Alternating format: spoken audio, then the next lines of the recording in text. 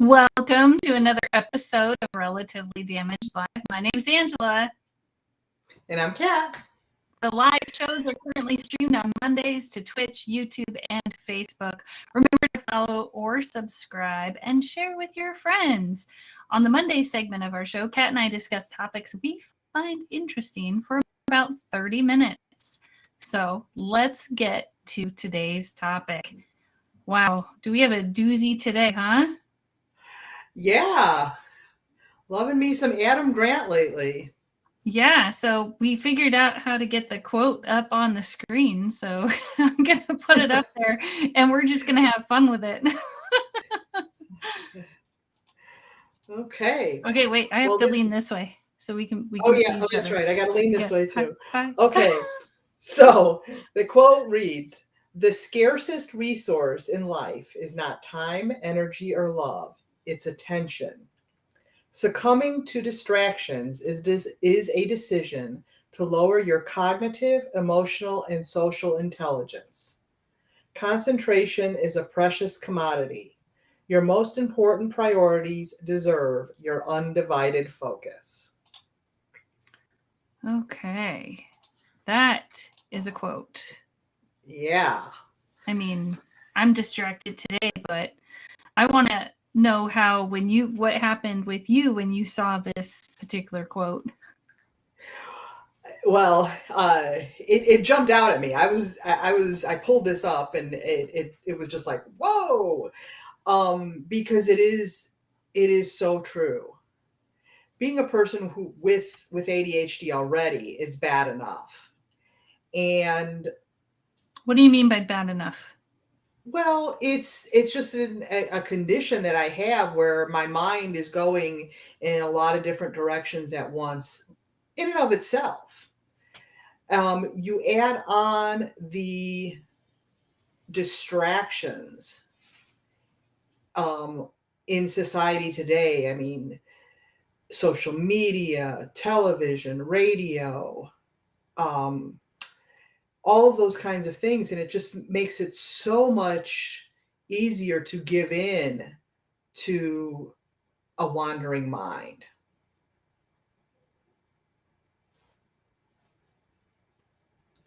So I think Angela might be frozen right now. So I hope we are streaming. But that succumbing to distractions is really what I think we are doing as a society. And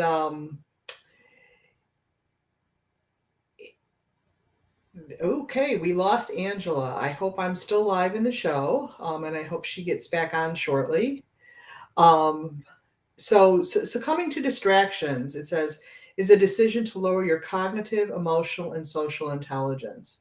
So I think as we're giving into those distractions, we are really giving into our worst instincts. So our cognitive distractions is that we're not concentrating on what we need to concentrate on.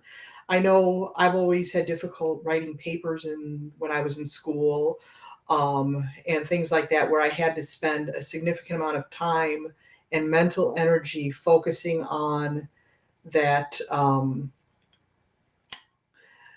the exercise of completing that paper, and the mental thought in order to get a thought down on paper was the distraction. And so now that I'm living in an age with social media and the cell phones and the constant distraction of that, it would make it all the much harder to be able to do that.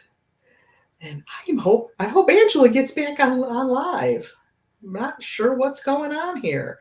So I'm just going to continue talking about it, and hopefully she'll join us. She just sent me a text message. She's trying her hotspot. So I'm gonna send her a quick message and let her know that I'm still on.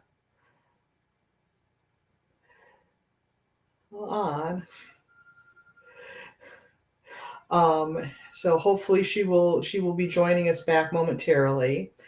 Now the emotional distraction is, I think, is a really interesting issue, insofar as that we are thrusting ourselves from one emotion to another depending on what we're seeing. And there's Angela, she's back. Yay. Yeah, a big storm out here. Thanks for your patience, everybody. Yeah, I think I was still on, so I just kept it going. I was like a little bit lost there because I didn't expect that. Surprise! And so anyway, so I'm glad you're back. And now we're switched back again to our usual spots. Yeah, because we can't have that on top of crashing in the middle of a stream. But so where were you? So I was just talking about my ideas about the perils of succumbing to distractions. So I'm gonna throw it back and get you in on here. So I read the quote, and the middle part of it says, "Succumbing to distractions is a decision to lower your cognitive, emotional, and social intelligence." And that decision and what that means. And so the decision to this decision to succumb. No, it's a decision by succumbing. It's a decision that you're going to lower your cognitive, emotional, and social intelligence. Okay. By making that decision to succumb to it instead of letting it just kind of go by. Okay. Well, I think that's an outcome. It's an outcome of succumbing to distractions. Right. I'm just trying to think of like in a social environment, right? And I've been to plenty of networking events where, it's like you kind of finish a conversation over here and it's just time to move on. But maybe that's a bad thing, or maybe it's a good thing. I don't know. In that situation, I need to sometimes move on, I think. Yeah, that's the nature of it. I was thinking of it more in terms of what we do in terms of like I use the example of cognitive intelligence. I was talking about how difficult it was to write papers for school. Right. Because I was not able to concentrate enough to really be able to get the message that I needed in order to get the grade out. And it took a lot of mental energy because I was so distracted. Right. And then I, talking emotionally, this was I just started talking when you came back in. I think it's interesting because we get into this thing where it's almost like we're at sea, in the sea of emotions, and depending on which way the distraction leads us, be it a discussion on politics or religion or whatever, anything that could trigger you as per se, or even just, hey, look at this funny, cat video on TikTok. Sometimes isn't the funny cat video on TikTok sometimes what's needed to relieve the stress of, like, if there's a stressful conversation, like sometimes that distraction is also, I think, very important too. Absolutely. But here the thing is that, so let's say you and I were having a difficult conversation. And we've had some difficult conversations. And in those difficult conversations, one or the other of us will always lighten the mood in some way.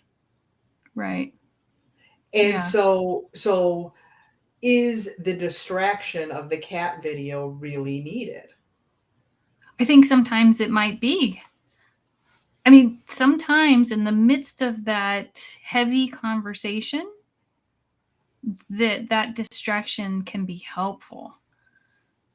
It's like for 2 seconds, as long as we go back and, like sometimes I know, like the emotions get so strong that shifting the focus for just a minute and then come back to it. I think the trick is coming back to it. Yes, we had that distraction, it relieves some stress. Now we're back to the conversation at hand. And sometimes that distraction was enough that we can now work through what we couldn't even see the solutions before. And maybe now we can, is kind of my thought. And I think you pose a valid point right there. It's the like I said, being on the constant riding the wave of different emotions, being in a sense, I'm thinking like of advertising culture almost, as if that's the way we get bombarded with messages. Is one time you're crying because the guy came home and they're making coffee for his parents because he came home at Christmas, and then in the next one it's a funny cat video, and then the other one it's you're seeing all the sad dogs that need to be rescued, and then it's a something else. So it's just throwing your emotions on and off, and uh, it's distracting you from what you're really feeling and what's really important for you. Mm-hmm. While yes, it's great that the guy's coming home for Christmas and he's making coffee. It's pulling at that heartstring because they want to get you to buy coffee. But when you have this capricious kind of pulling you in these different emotional directions, you don't have your emotions aren't centered in yourself. Your emotions are centered in something outside of yourself. And they're all over the place. Mm-hmm. And I think that's what Right. it's talking about there. And then the last part of that middle thing is the social intelligence. So again, it's, are we knowing ourselves? Because Right. we're so distracted by everything on the outside. No, And that's if we really don't know interesting. ourselves, can we really be social with others? I just wanted to finish that thought. Yeah, no, that's great, because it's really interesting that we're talking about this today, because early when I had this conversation earlier with my caregiver, we hadn't yet decided on which topic we were going with for the show today. And we were talking about just the amount of noise in the world. So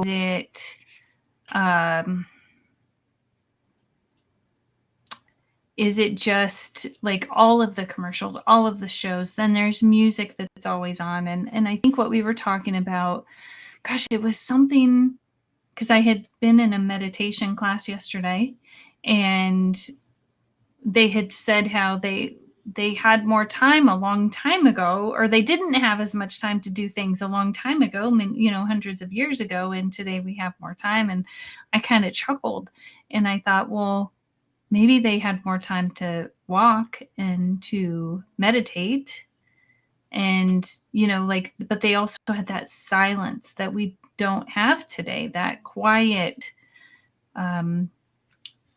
It's interesting because I meditate many times without sound, and for the month of December I committed to doing a meditation that there's very clearly sound and words. And it's actually, I found it difficult to find that peace again. So, and that's where distractions come up. Now, the other thing I think, since we're on the topic of distraction, is that we've got 5 dogs in the house.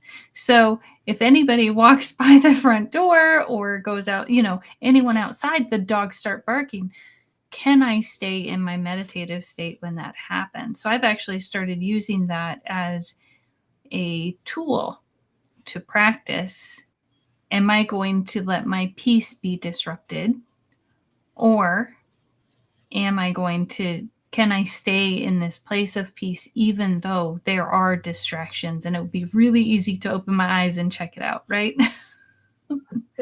So I think in that case, then I don't want the distraction, right?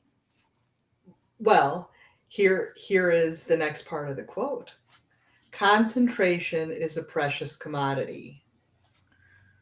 So you are using the concentration that you're developing through the meditation in order to be able to work through the distraction. Mm-hmm. So you are, in a sense, controlling your reaction to the distraction, not letting the distractions control you. Okay. Right. So in one situation, we might need it. We might need the distraction. The other situation, it's can we let this, and it just, as we're talking, I'm thinking about like heated conversations where the distraction might be the other person's emotions. That, Mm-hmm. let's say they're dysregulated or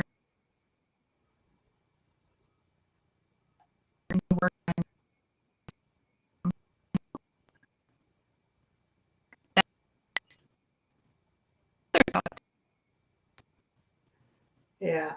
You're cutting in and out a little bit. I guess we're just going to have to chalk this up to the storms. But let me see if I can. I don't know if you can hear me or not, Angela, but I'm going to guess what I think you may have said about the dysregulating emotions being being a distraction in a conversation and trying to move a conversation forward, and how that could get you away from your focus. And we lost Angela again, in order to try and overcome that conversation. Well, this is certainly an interesting development that we have, that we certainly haven't accounted for before. So, and there she's back again. I kind of summarized what I thought you probably said, but I couldn't really hear you. So maybe you want to briefly recap what you said just to make sure we're on the same page. Well, I was distracted, and so now I forgot. You were talking about dysregulating emotions, how if you're having a heated conversation. Oh, yeah, how then it's harder for me to stay on topic. So, it will not even just me. If I'm having a conversation with someone and they're dysregulated, not able to have like a calm conversation with me, that is very distracting to me. I pick up on the emotion versus just addressing what's happening. So for me, that's difficult. I think that's difficult for most people. I don't think it's an easy path to forge for anybody when you're dealing with somebody who's in the throes of their emotions and you're trying to have a rational or calm discussion and the other person is, like you say, dysregulated or anything like that. I've had lots of experience with that. Unfortunately, most recently last night, but that's a whole other story. So I think you're cutting out again. But the last sentence is your most important priorities deserve your undivided focus. And so the question is that I think if we do not want to succumb to distractions, how can we make sure that we give our most important priorities our undivided focus? And how can we get those things back on track when we're dealing with those distractions, be it a distraction such as social media or something like that, or somebody with dysregulated emotions? Back if you can hear me. I'm not sure. I can hear you just fine now. I don't know if you heard anything I said. Absolutely not. What a great example of distractions. This is certainly a distracting conversation. I mean, I'm having this conversation with myself here, and hopefully the audience can hear me. I don't know. Maybe you guys, we love you as an audience. I think you're absolutely great. I know Kat does. I'm Absolutely. thinking we maybe say we love you and let's not let these distractions continue. We want to be a distraction in a helpful way. By all means, yes. Yeah. So are you saying maybe we should just give in to the technology glitches to the storms of the storms? Yeah, we've got terrible wind and storms, and I would love to stay on and continue this conversation, but yeah, like right now you're frozen on my screen, so here. So if you're cool, we'll just go ahead and do the closing if you're cool with that. Trevor says, I feel like an audience of one. He is. We've had 2, 3, 4 in and out, and I think we just keep losing people. So, yeah. So anyhow, so are you ready for me to close then, Kat? I'd say we toss in the bucket, we give into the distraction, and maybe we'll pick this up in some future episode. When there's no storm. When there's no storm. Okay. There is also a Relatively Damaged podcast where I interview amazing guests who've overcome some found hope and healing. You can find the podcast on Spotify, Apple, and many more. I'm Angela. And I'm Kat. I thought I lost you. Next week.